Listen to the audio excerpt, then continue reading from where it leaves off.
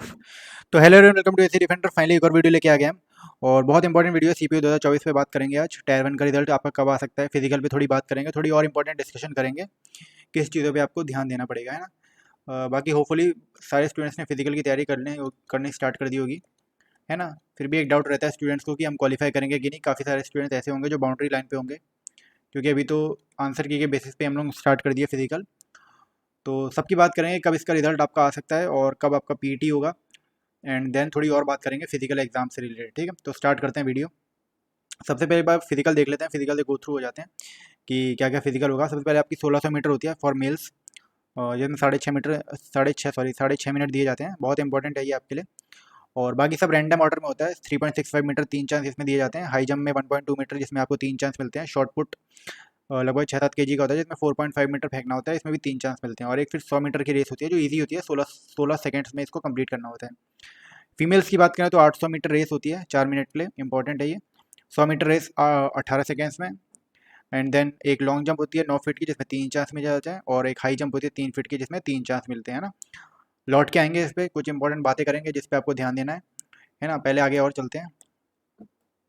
ये आपका पीएसटी हो गया, वो था पीईटी आपका, ये है आपका पीएसटी। ठीक है, पीएसटी में क्या क्या होता है, आपका हाइट होता है, चेस्ट होता है फॉर मेल्स, और एक होता है आपका वेट। ठीक है, ये तीनों चीज़ें आपकी मेजर की जाती है।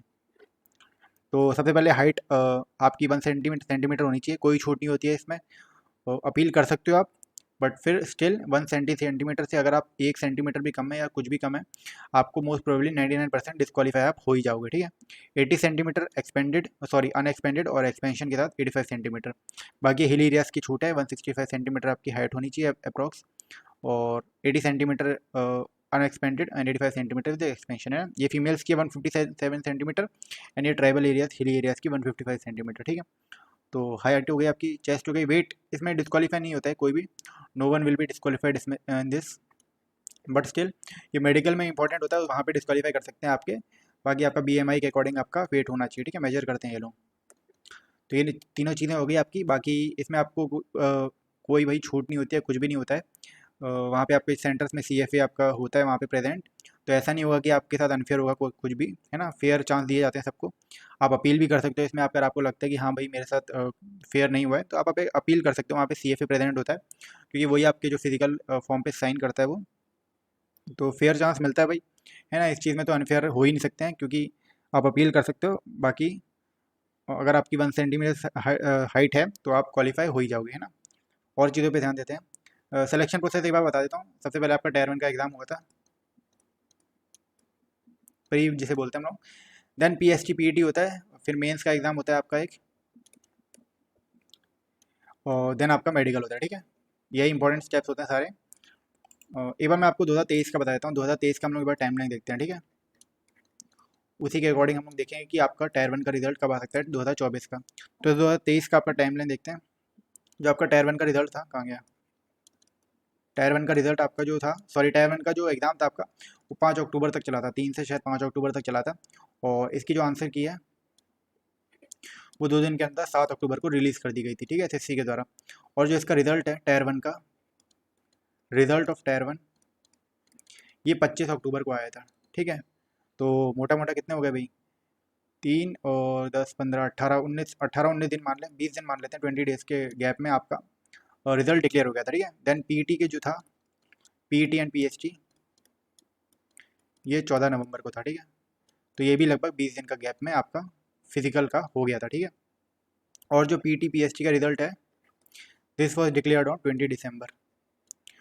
तो ये लगभग 36-35 दिन हो गए आपके। ठीक है, 35 डेज के गैप में आपका रिजल्ट भी डिक्लेयर कर दिया था पीएसटी का। और जो आपका मेंस का रिजल्ट है, सॉरी मेंस का एग्जाम है, वो 5 फरवरी को कंडक्ट कराया गया था।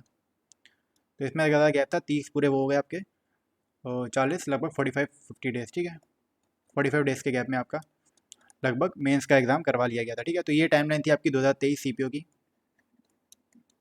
इसी के अकॉर्डिंग देखिए हम लोग 2024 का हमारा, है ना, आपका आंसर की रिलीज हो गई है 2 दिन 3 दिन बाद ही हो गई थी। और जो आपका रिजल्ट है वो होपफुली फर्स्ट वीक को रिजल्ट डिक्लेयर हो जाना चाहिए, फर्स्ट वीक ऑफ अगस्त को। और उसी के अकॉर्डिंग लास्ट वीक या फिर फर्स्ट वीक ऑफ सेप्टेम्बर, हम लास्ट वीक भी लेके चल सकते हैं। फर्स्ट वीक ऑफ सेप्टेम्बर में 100% चांस है कि आप ग्राउंड पे होगे, आपको सेंटर अलॉट कर दिए जाएंगे और आपका फिजिकल स्टार्ट हो जाएगा, ठीक है। तो मोटा मोटा आपके पास 30 डेज हैं अभी गैप है, ठीक है। 30 डेज का आप गैप ले सकते चल सकते हो कि 30 डेज हैं आपके पास अपना फिजिकल मेंटेन करने के लिए, ठीक है। हाँ ठीक है, 30 डेज है आपके पास मोटा मोटा, ठीक है। तो ये टाइमलाइन लेके चल सकते हो। बाकी जैसे ही आपका रिलीज होगा मैं आपका एक वीडियो बना दूंगा, जैसे ही आपका फाइनल रिजल्ट आएगा टायर 1 का, है ना। उसके लिए वेट करना ही नहीं है भाई, ऑलरेडी मैं बता चुका हूँ। जब भी आपकी आंसर की आई थी तभी मैंने आपको बता दिया था। आप बाउंड्री पे भी हो तो आप ग्राउंड पे जाओ भाई, फिजिकल तैयार कर लो, है ना।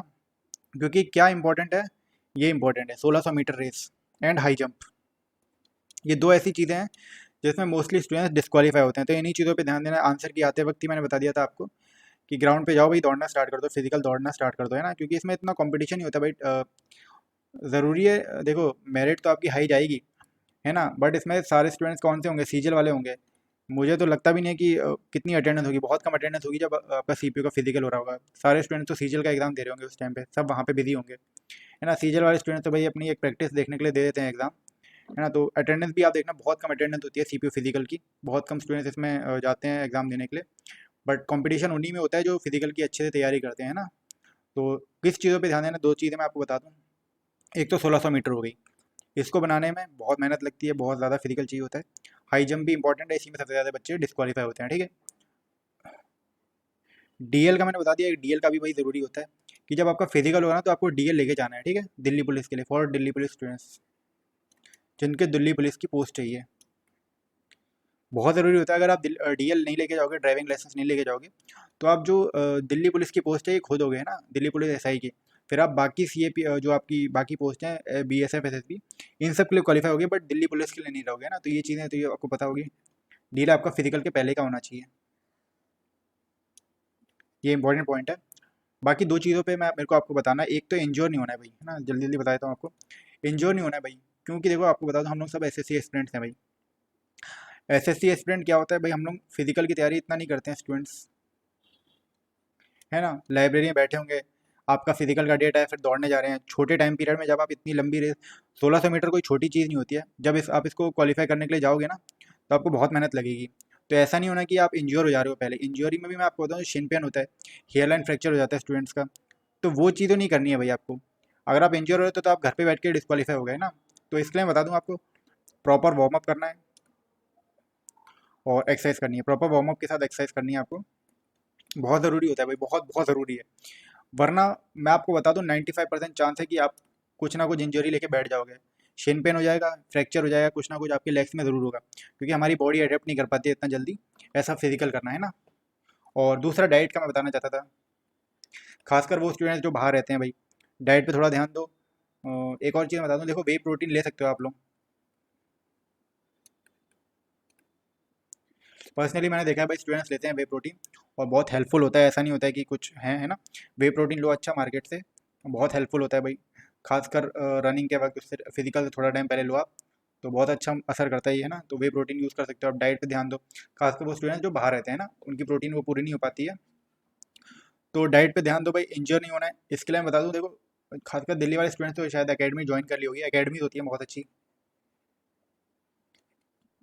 या फिर ग्रुप्स हो गए आपके, ग्रुप्स मिल जाएंगे आपको काफ़ी सारी जगह। या फिर ग्रुप्स में जैसे बच्चे दौड़ने लगते हैं उनको ज्वाइन करो, क्योंकि उसमें ये होता है कि अगर आप प्रॉपर किसी के साथ दौड़ रहे हो ना तो एक्सरसाइज होती है, एक प्रॉपर एक्सरसाइज होती है हर चीज़ की। लेग्स की एक्सरसाइज करनी है, ऐसा नहीं है कि आप दौड़ रहे हो घर जाके सो गए, अगले दिन उठ के फिर दौड़ रहे हो, है ना। रनिंग के पहले भी और रनिंग के बाद भी प्रॉपर एक्सरसाइज होनी चाहिए। लेग्स की एक्सरसाइज प्रॉपर, उसको रेस्ट दो और प्रॉपर एक्सरसाइज करो, है ना। तो उससे इंजरी के चांस कम हो जाते हैं। उन चीज़ों पर ध्यान देना है आपको, है ना, फिजिकल अगर आपको क्वालिफाई करना है तो यही सब इंपॉर्टेंट चीज़ थी। बाकी इसको लंबा नहीं करेंगे भाई, है ना, वीडियो को। ये हो गया डीएल का, आपको बता दिया। फिजिकल का बता दिया, है ना। डाइट का बता रहा हूँ भाई, डाइट पे ध्यान देना, इंजोर नहीं होना है आपको। डीएल का हो गया। बाकी टाइमलाइन मैंने आपको बता दी। Hopefully first week of August में आपका रिजल्ट आ जाएगा। बाकी इसको तो अभी लेके ही नहीं चलना है भाई, जो भी बाउंड्री पे है पूरा 100% दो अपना फिजिकल पे। और जैसे ही आपका रिजल्ट डिक्लेयर होगा मैं आपको वीडियो बना दूंगा, ठीक है। तब तक के लिए चैनल को सब्सक्राइब कर लेना। मिलते हैं आपसे नेक्स्ट वीडियो में। Thank you.